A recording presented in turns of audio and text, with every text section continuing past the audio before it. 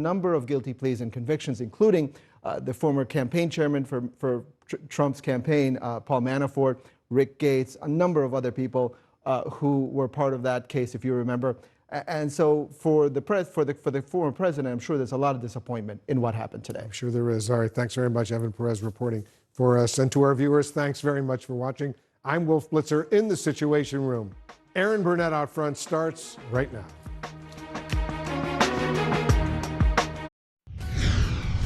Out front next, a shocking admission from Texas officials. We now know the teacher who propped open the door before the school massacre closed that door before the gunman entered. That directly contradicts what police told the public just days ago.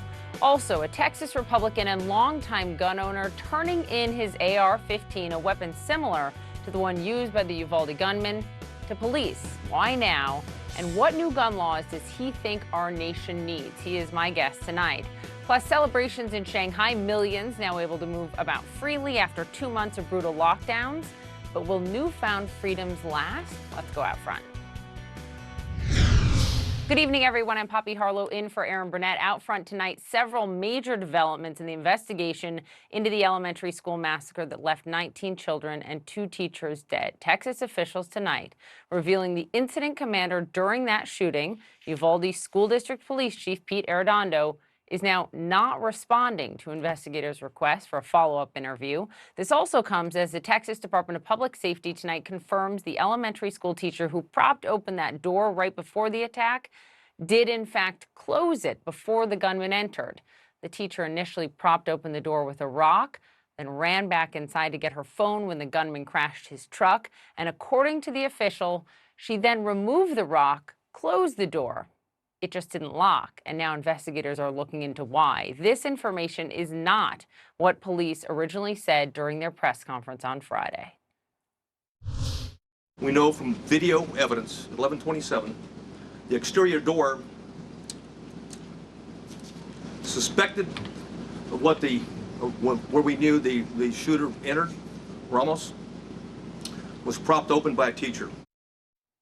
This is a major discrepancy, and it comes as we're also getting a clearer picture of exactly what police may have known during the massacre in Uvalde. CNN obtaining a Facebook Live video recorded outside the school during the shooting, and it appears to include a radio call of a child saying that they have been shot. Are you in there?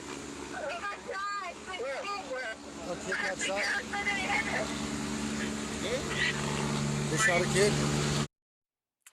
Now, it's unclear at what point during the shooting that video was taken, but it raises serious questions about why police waited more than an hour to enter the classroom where the 18-year-old gunman was holed up with children who were pleading for help. These are questions that haunt a community now saying its final goodbyes to the young victims. Omar Jimenez is out front tonight in Uvalde, Texas. Omar, what more are you learning? Well, Poppy, despite reports to the contrary, a Texas Department of Public Safety spokesperson is now saying both the Uvalde Police Department and the Uvalde Independent School District are still cooperating with state investigators. However, the chief of police for the school district has not responded to any follow-up requests for an interview, and it has now been days. Today also, though, begins the funerals for 19 children that were killed and the 2 adults, the beginning of what is going to be a long and solemn process here in this town.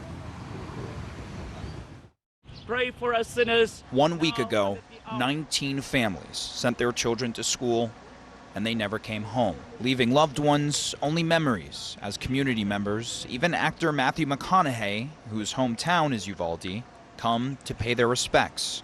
Those close to the 21 killed can't help but think about those last moments as they prepare to lay their own to rest. The funeral for 10-year-old Maite Rodriguez is among the first. She's remembered by family as sweet, charismatic, and loving, as seen in this video with her cousin. Her classmates said that she was brave, that she was grabbing all the other students and telling them where to hide before the gunman turned on her, but that she was so brave and courageous to tell the kids to hide. A heartbroken community attending 5 services today, 2 funerals and 3 visitations for 4 children and 1 teacher among the 21 killed. As more details come to light, It's unclear at what point during the shooting this video was taken. The apparent radio call was videotaped by a man who told CNN he heard the dispatch from the radio of a Customs and Border Patrol vehicle outside the school. Are you in there? The radio traffic audio adding new concerns about what law enforcement knew during that hour they were still waiting to enter the classroom and before they killed the gunman. One off-duty Customs and Border Patrol agent ran to the school when he heard about shots fired. The police were breaking out the windows on the outside, and the kids were jumping out through the window. Officials say at least 2 children called 911 multiple times, begging police to come while the gunman was still inside their classroom. The information's flowing in. Why doesn't DPS have that information? The sheriff's office, the federal guys, the local police? This is a failure at every level. The Texas Department of Public Safety director says one child told the 911 operator 8 or 9 students were still alive. Audio from an unconfirmed source revealing at some point law enforcement was aware kids were inside the classroom. Child is advising he is in the room full of victims. At what point do people not use some common sense here?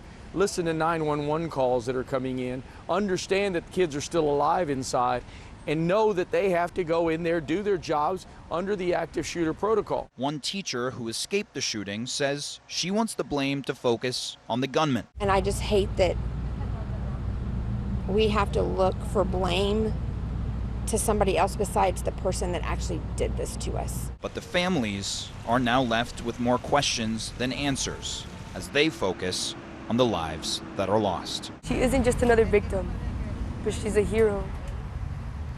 And that 10 years wasn't enough.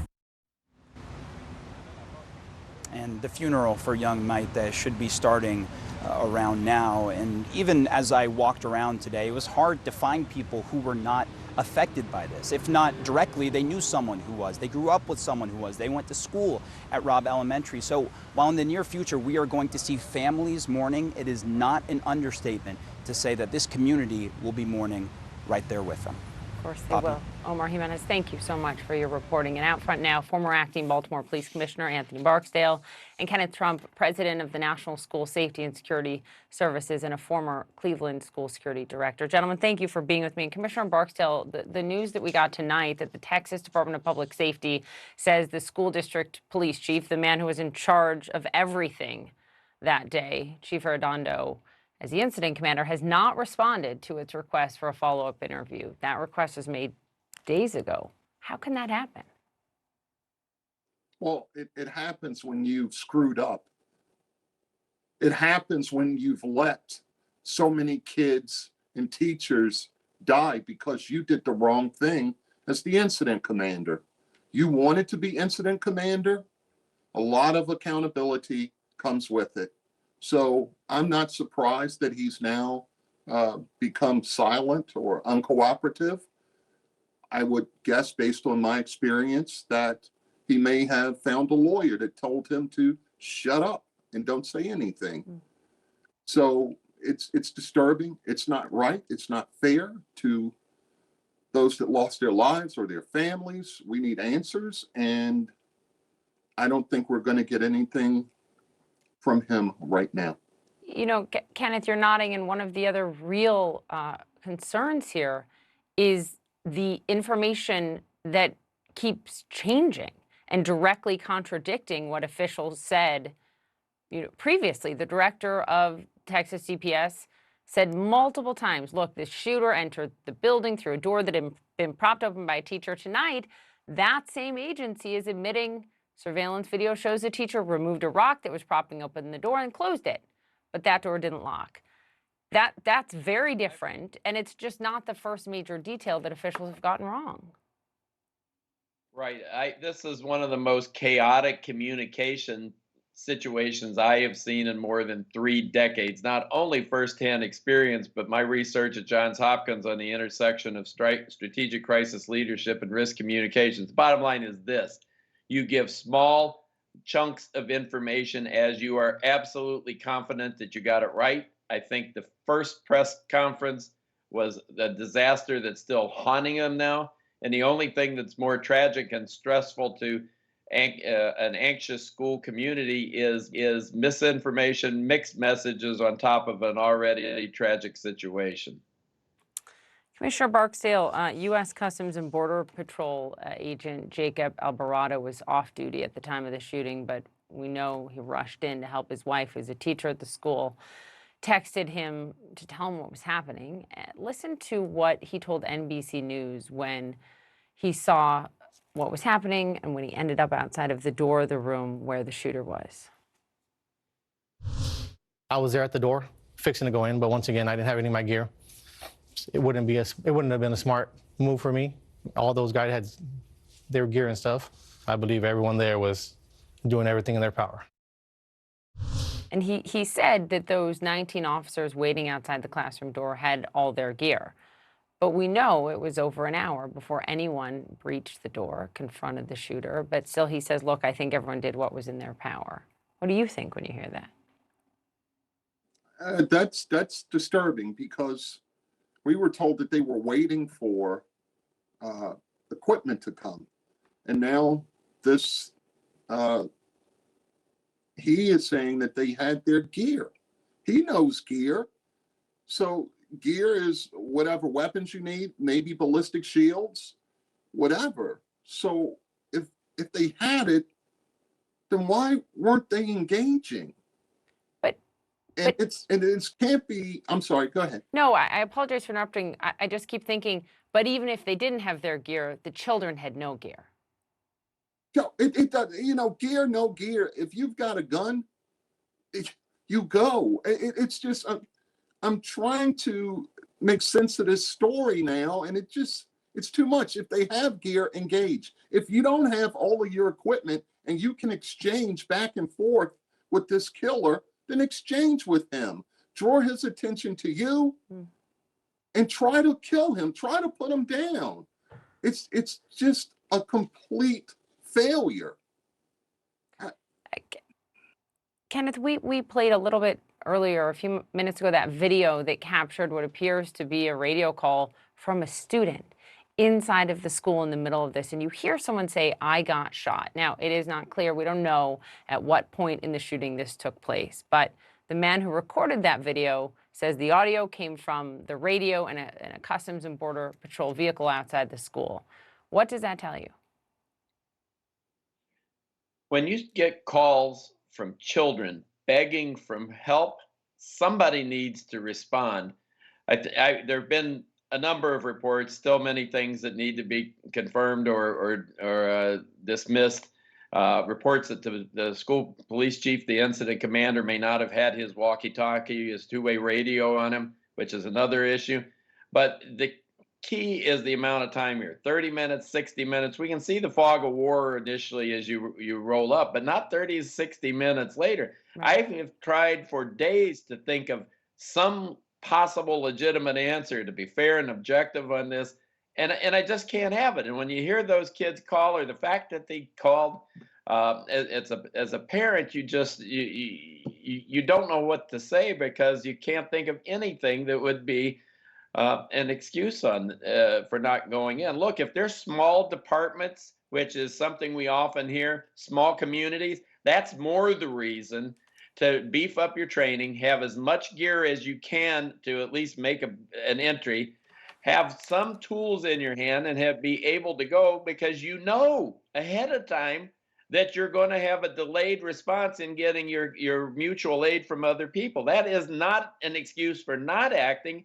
It's not an excuse for not being prepared, to have something in your trunk, in your gear, in your tactics, to know, look, it's going to take a while. We're small, but we need to go. That's more the reason than perhaps if you had a large metro area where you had more resources already in place. Kenneth Trump, thank you. Anthony Barksdale, we appreciate it very much tonight. So many questions remaining. Well, out front next, he has been an NRA member for most of his life, but after the massacre in Uvalde, he turned in his AR-15 to police, a weapon similar to the one used by the Texas gunman. Why did he do it? He is my guest next. Also, President Biden met with Fed Chair Jerome Powell today as recession fears grow. What can the president really do, though, to tame inflation now. And Russian forces tightening their grip in eastern Ukraine as we're getting new video of what appears to be a huge strike on a chemical plant.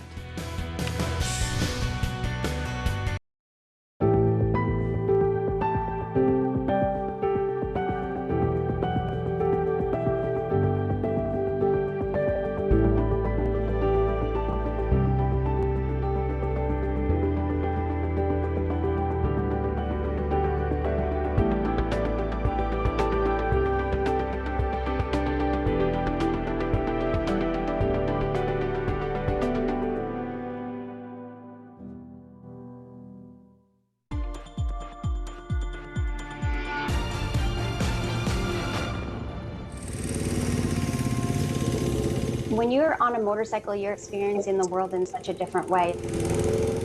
When you hit the open road and there's nothing but kind of the sunset that you're chasing, it really does give you a sense of what it means to be alive.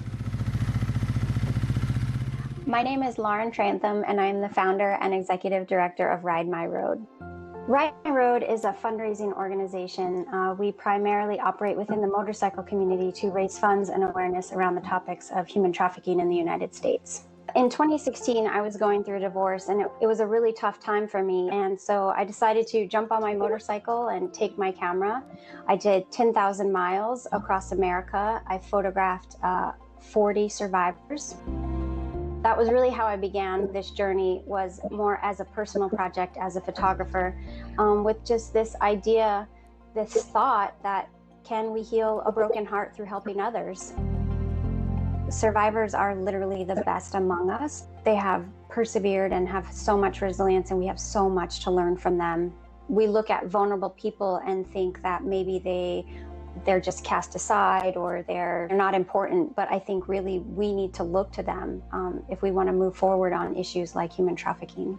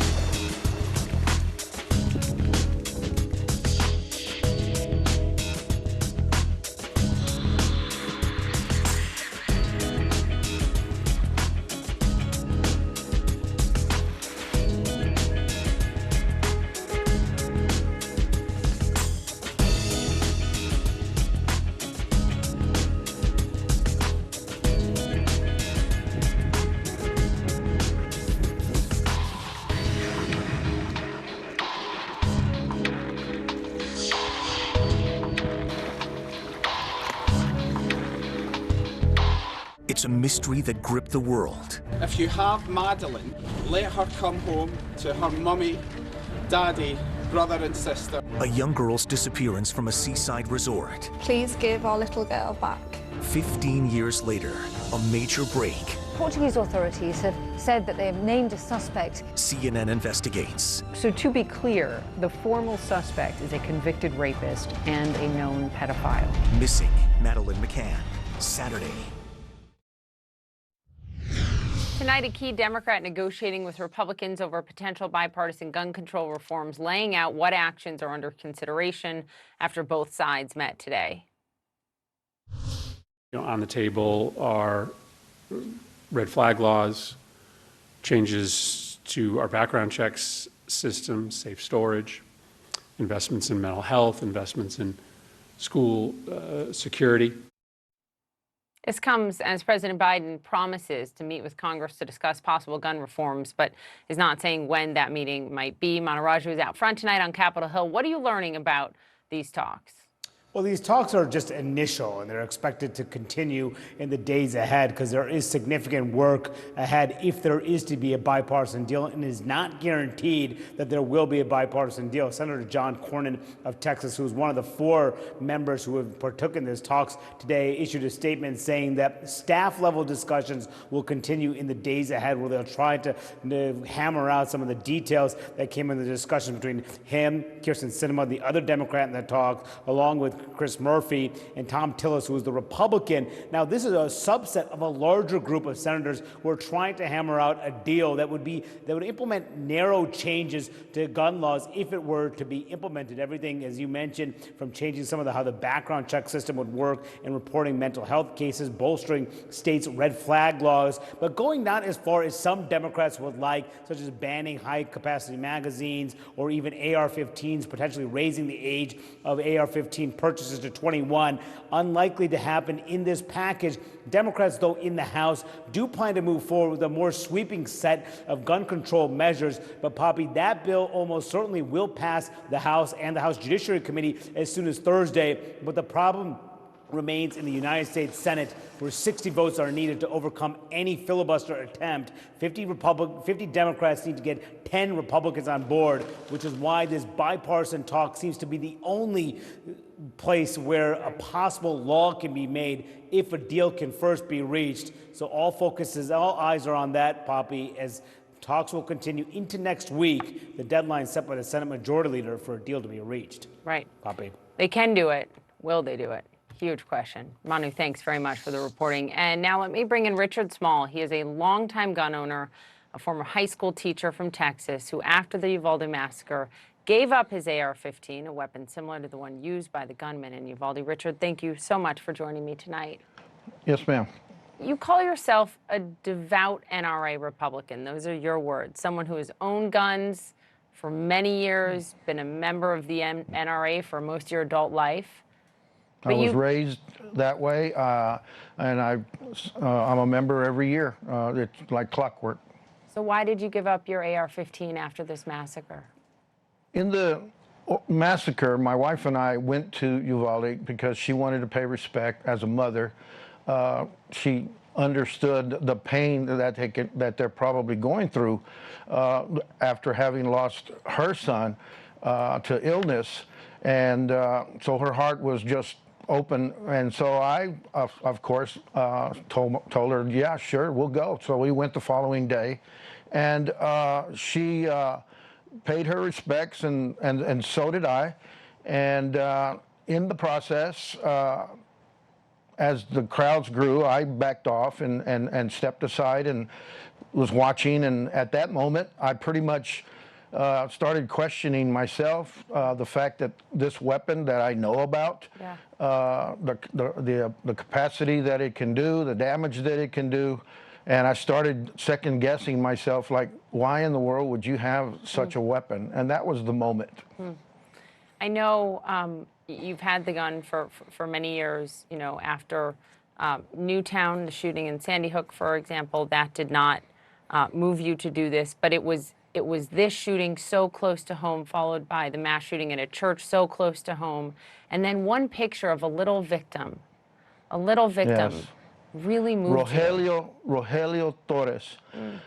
His face, his picture, my wife were watching this whole thing on TV, and I turned and looked at her, and I said, babe, he looks like William, which is my grandson, and that pinched a nerve, if you will, and made me realize the magnitude of a young boy that age, his life being ended by such a travesty as this, and it just mushroomed after that. To be clear for our viewers, I mean, you are still a strong supporter of the Second Amendment, but you said earlier this week, laws have to change. Yes. What laws? I'm all about the Constitution, the Second Amendment, the right to bear arms. But this weapon, people need to realize, cannot be compared to the common arms that we have. This is an assault rifle, and I don't care what anybody says. If they say that's not what it is, but it is. And I keep bringing up the fact that on the side of my AR, it actually has engraved for law enforcement only. Wow. When I purchased this Bushmaster in the early years when it became legal, I bought it as I'm sorry to say, as a novelty. Oh, well, I'd like to have this in my collection. And so I bought one. And but at this point, I might have taken it out of my safe 2-3 times, and that's it. You don't hunt with it. And if anybody tells you that it's a hunting, it isn't. It's not a long gun. It's a weapon of war. It's a weapon. This is why it's the weapon of choice in these massacres. You know, I mean, these people know what they're doing. They know what weapon to go to. So, you know, time and time and time again, it happens. And we're still arguing and pointing fingers at each other. You know, Richard, you voted numerous times for Governor Abbott. Will you support him again if he does not support any new gun laws or regulations in the wake of this shooting? His reaction to this event has opened my eyes somewhat. No, I'm not going to, out of just pure conscience. And I did that. I do that because I don't care about I'm a Republican, I'm a Democrat. I want common sense. I want them to come together and come to some kind of agreed to make some changes. The fact that you can go in and buy an AR with the ability that it has at the age of 18, with no license, with no background check, pretty much, with no you know, fingerprinting and registration and you know, 18 years old. I mean, people need to realize. Think about it. When you were 18, you know, they're still 18-year-olds are still living at home. They're not self-supporting. You know, they're still trying to get on their feet. They're still trying to struggle and find themselves. It's ridiculous. The age is ridiculous. Will you? I'm sorry to interrupt. I just wonder because you are still, though, an active NRA member or an NRA member. Will you stay one? I am not going to renew. I am not going to renew. I mean, and I'm not saying that because of, you know, grandstanding, and I didn't turn in my weapon because I wanted to make a stand your ground type thing. I did it for my conscience. I did it because I wanted to. I did it because I am tired of it. I don't want to be associated with the weapon, and so therefore I donated it to our police department. Richard Small, thank you for your time tonight and for your candor. We appreciate it. Yes, ma'am. Thank you. Well, out front next, President Biden calls inflation his top priority as a new poll reveals what voters think of the economy. Also, chilling new video of what Ukraine says was an attack on a chemical plant. This is CNN. So many questions about what is the federal government doing. Do you get the anger that is out here? How concerned are you about the front line? You don't believe that there's a racial divide here? Looking back, as president, did you tell the story of race in America enough, do you think? All the places I've been and all the things I've seen, all the people I've talked to, I carry with me. They're a part of what I do right here, holding the powerful accountable, keeping them honest. AC 360, tonight only on CNN.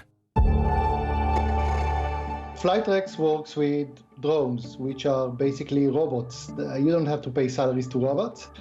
And that way we can take the cost, make it an order of magnitude more affordable than using humans for deliveries, especially in the suburbs where the population density is too low to optimize for multiple deliveries in the same run. We can basically offer a free delivery to our customers and charge a very small amount from the different restaurant chains and retailers. So it's basically a win-win situation for everybody, getting you your meal hotter, faster, and in a more affordable way. And we're already servicing almost 10,000 families in North Carolina, making deliveries 7 days a week, every day, to people's backyards during lunch, dinner. We send Tylenol in the afternoons, diapers in the evening, just servicing whatever people need in their homes. He's interviewed 5 U.S. presidents, authored 7 books, and has an independent voice that resonates. What happened to when we were united against a common enemy? He's raw, unique, and one of America's most important talk show hosts. Watch Smerconish, Saturday on CNN.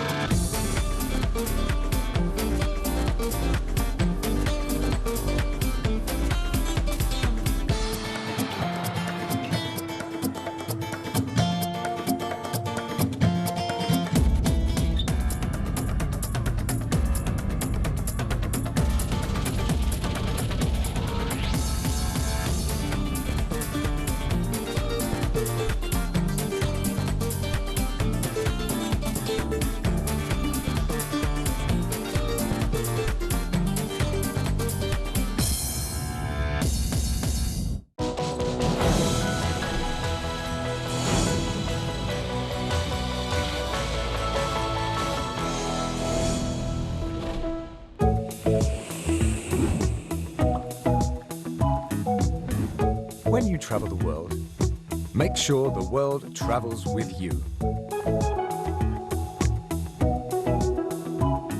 Check in, log on, and get connected with all of the latest developments at your fingertips. CNN Partner Hotels. Connected to your world. I am Nigerian by blood, British by birth, and American by residence. It is important to me that those same strands of inclusivity that flow through me are mirrored in the stories that we tell. One World is a place where Africa has an equal seat at the global table alongside Europe, the Americas, and Asia. Every continent has a voice, and where everyone watching has a stake in the global conversation. One World with Zain Asher, tonight on CNN. This is CNN. More people get their news from CNN than any other news source. New tonight, Treasury Secretary Janet Yellen just told our own Wolf Blitzer that she was, quote, wrong to downplay the threat of inflation last year and telling Americans it only posed a small risk. Listen. I think I was wrong then about the path that inflation would take. As I mentioned, there have been unanticipated and large shocks to the economy that have boosted energy and food prices and supply bottlenecks that have affected our economy badly that I at the time didn't fully understand. This just hours after President Biden met with Federal Reserve Chairman Jay Powell and said his top priority is addressing inflation. MJ Lee is out front in the White House.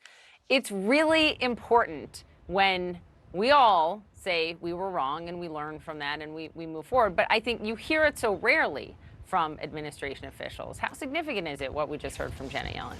Well, it just goes to show that the White House and the administration acknowledges and knows that inflation is such a huge problem for it right now, at a moment when the American public, as we have seen, is deeply pessimistic about the state of the economy. As you know very well, there are certain genuinely positive economic data like jobs growth, like low unemployment rate that has simply had a hard time breaking through because when people go to the store, when they go to fill up their gas tanks, everything costs so much more. And Poppy, this is a part of the reason why we are seeing the White House once again try to pivot to this issue and really focus on the issue. You know, one thing that they're doing is trying to sort of be empathetic and really try to communicate to the American people that they really do understand what they're going through. The other thing is just trying to communicate that they do have a plan that they're trying to execute. And a big part of all of this is addressing the fact that President Biden and other top officials going back to last year had at one point said that they believed that inflation would be temporary, that it would be transitory.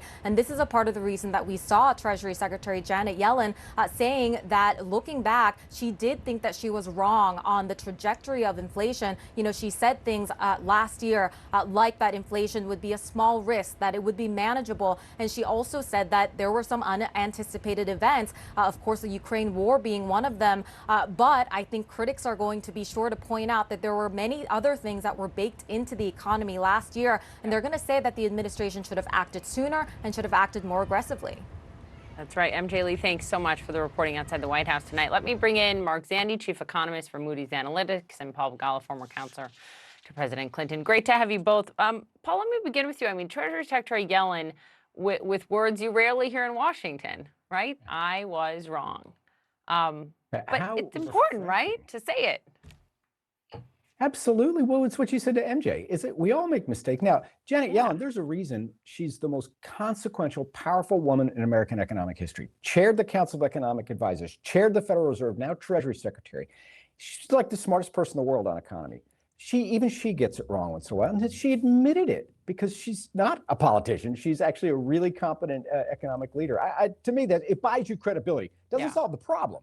Right. It buys you credibility, and that's important. So let's talk about Mark solving the problem, right? The reality is there is very little any president can do to fight inflation. There's actually only so much the Fed can do at this point to fight it. But you've got to acknowledge the pain, and the White House is doing that. But this morning I asked the Deputy Treasury Secretary a few times when, you know, we'll get back to a healthy level of inflation around 2%, part of the Fed mandate.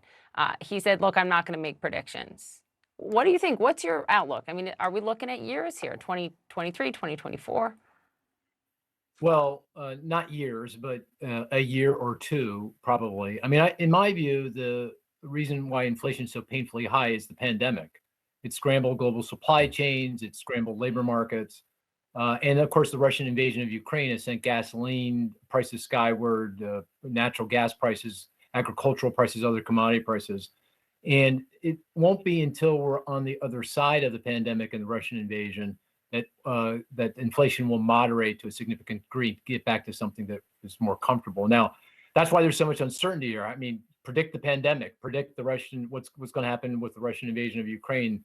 Very, very difficult, impossible. And that's why Secretary Yellen got it wrong. I mean, she got the pandemic Mark, wrong and the invasion wrong. It was during the pandemic that they kept using the word transitory over and over again. Well, remember back, Poppy. No, look, remember back a year ago. A year ago now, we thought the pandemic was over. We had the vaccines had been rolled out, and you remember the president gave a speech on July 4th. Go enjoy your holiday with your family. It's Freedom Day.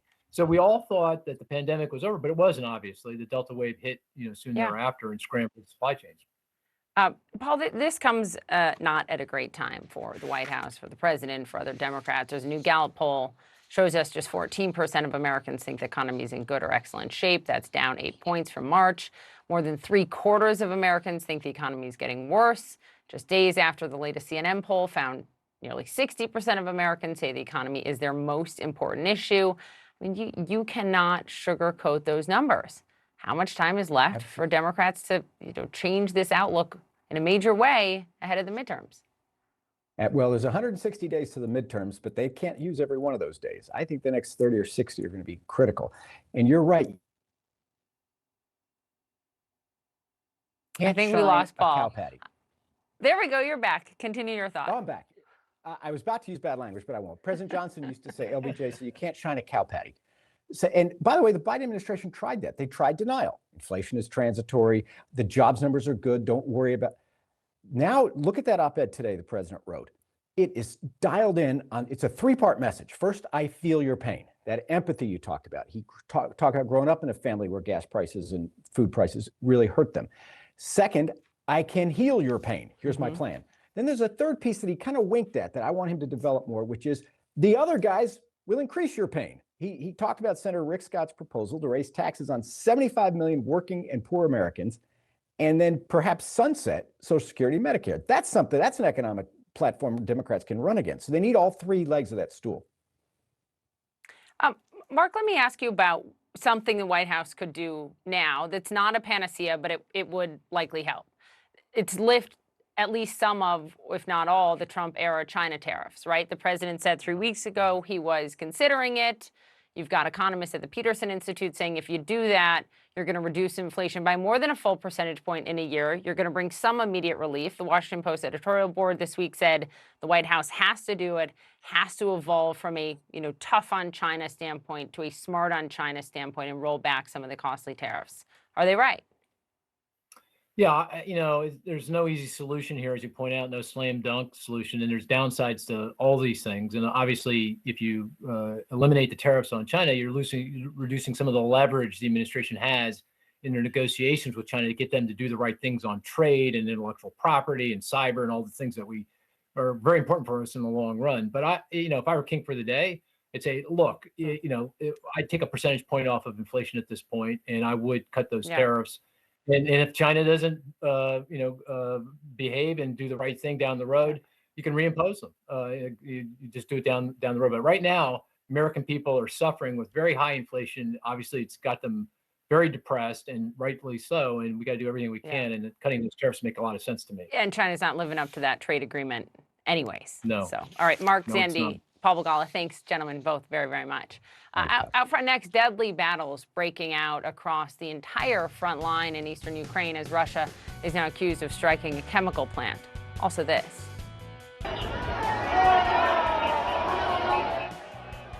Look at those images from Shanghai tonight. Millions finally allowed to leave their homes after 2 months of brutal COVID lockdowns.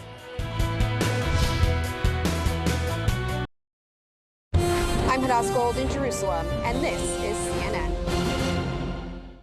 Across Africa, businesses are working together like never before. All new on CNN, Connecting Africa. Join me, Eleni Jokas, as we crisscross the continent to show you how new connections are revolutionizing commerce in Africa. This month, Connecting Africa through technology. The fintech space in Nigeria and across Africa is really growing very well. Connecting Africa on CNN, in association with Afreximbank.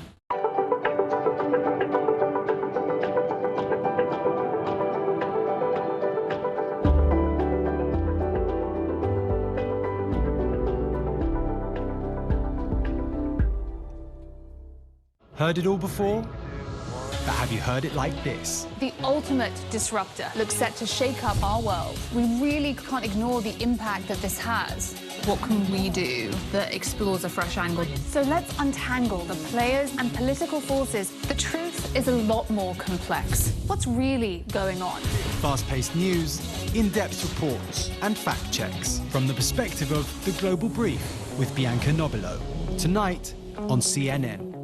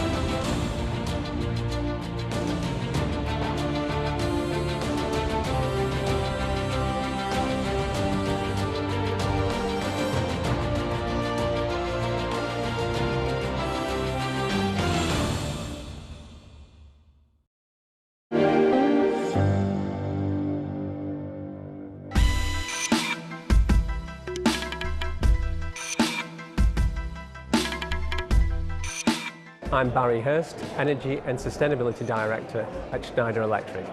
Schneider Electric was ranked the world's most sustainable company in 2021 by Corporate Knights, and it drew a lot of attention to what we've been working on now for over 10 years. So I think the important thing to emphasise is that it's a long-term commitment and that it takes a lot of organisation to really make big strides.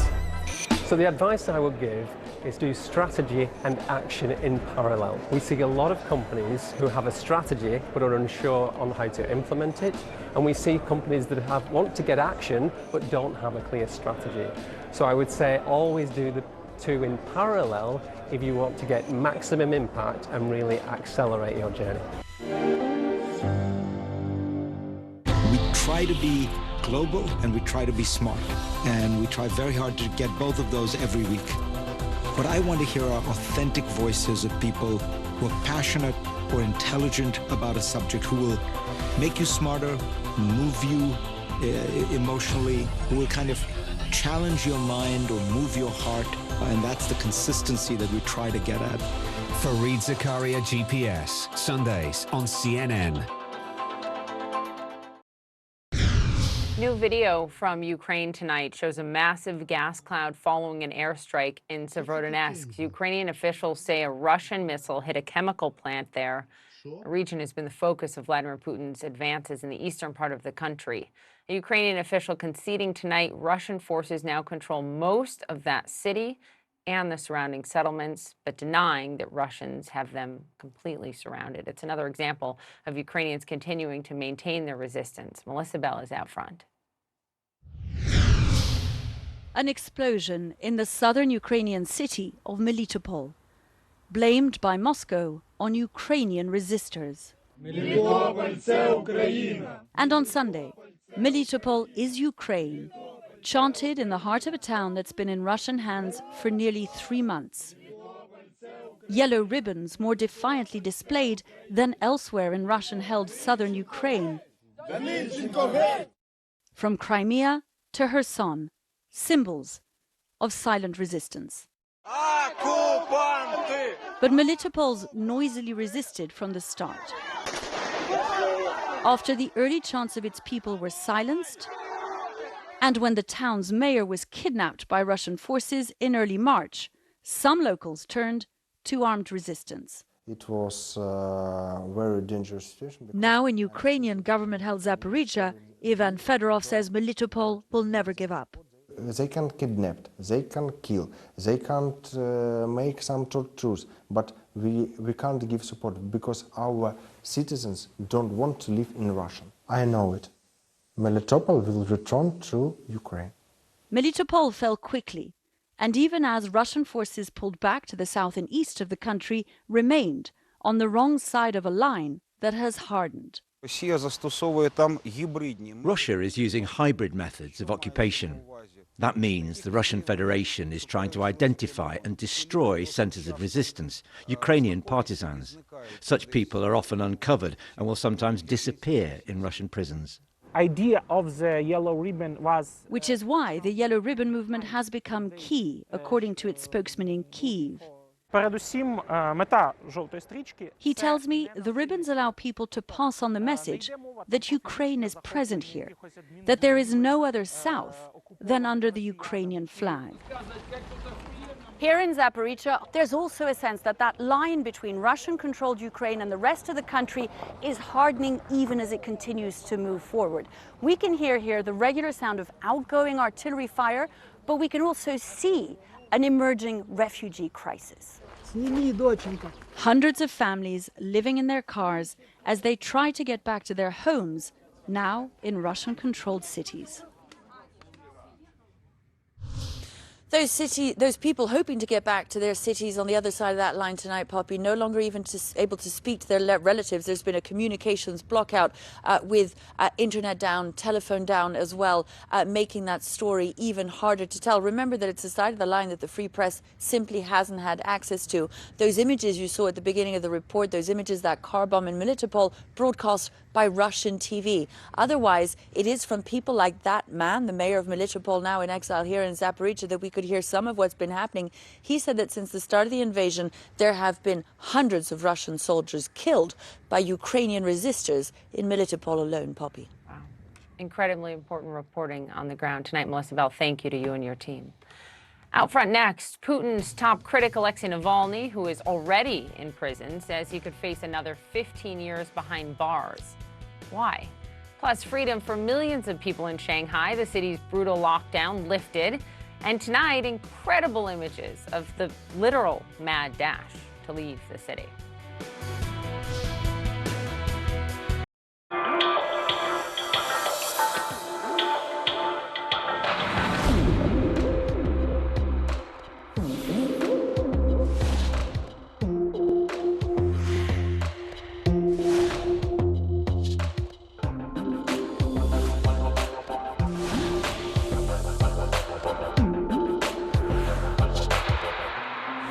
Africa Avant-Garde, Saturday on CNN in association with Access Bank.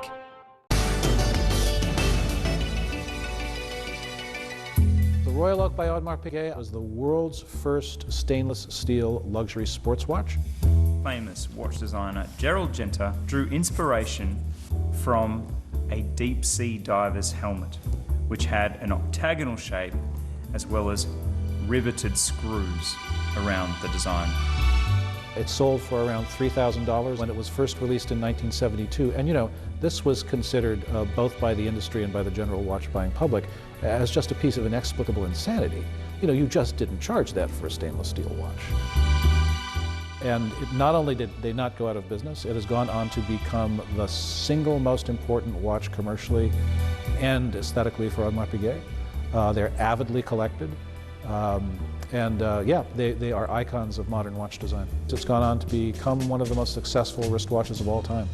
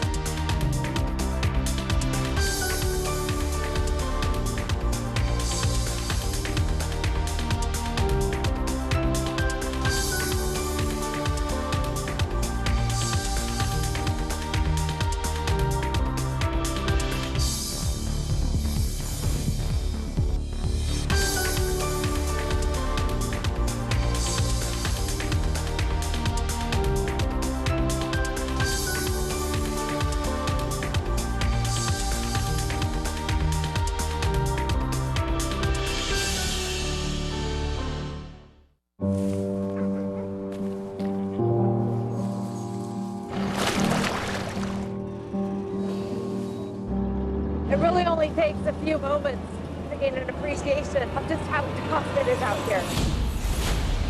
They've been coming across sniper fire, gunfire, mortar rounds. You can see really just how intense it is here. We have to wrap it up right now.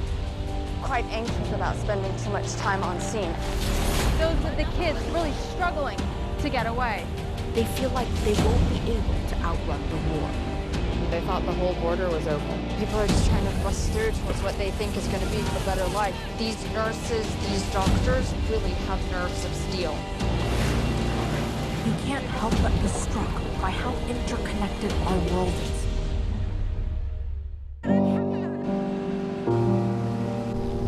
Arwa Damon, CNN. The world's biggest business stories in one place. Expert analysis from every corner of the globe. Marketplace, Africa, Asia, Europe, and Middle East.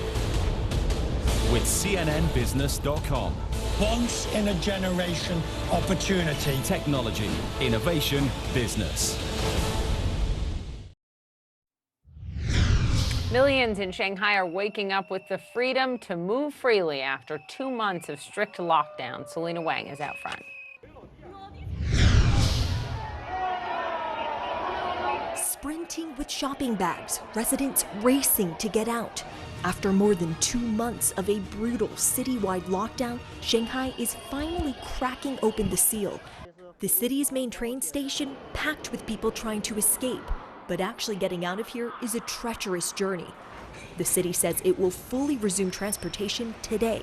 But earlier, people have been seen trekking miles across highways, dragging their luggage or strapping it to bikes. Even journeys of dozens of miles or more, not swaying their determination. The train station parking lot has become a campsite, some leaving days earlier than their departure time, terrified they could be locked down again if they stay at home. The masses outside the train station, a stark contrast to the rest of Shanghai. Hundreds of thousands still remain locked in. But even the lucky ones allowed out face a laundry list of restrictions. There are checkpoints everywhere. No, this is definitely not freedom. This Shanghai resident and her son, who wished to remain anonymous for fear of persecution from authorities, were finally allowed out after more than 80 days. Her only solace is seeing her son outside and smiling for the first time in a long time. My child now has depression because of the lockdown. He started waking up at night and crying and shouting and saying there were people wearing masks in his bedroom, and he stopped eating. That harsh reality miles away from what the government wants to show. Watch this state TV reporter pull the microphone and camera away during a live interview when the resident starts to complain about the lockdown. She says, "I've never lived through anything like this, being locked inside your home and not allowed to go out. What a big joke." Officials say the city will start returning to normal in June, but residents are doubtful. So this does feel like endless nightmare. Her freedom lasted less than a week. One COVID case was found near her, so she's back to lockdown. For over 2 months, Shanghai has had its freedom taken away. Residents imprisoned at home or forced into quarantine centers like these. No one knows when this nightmare will fully end.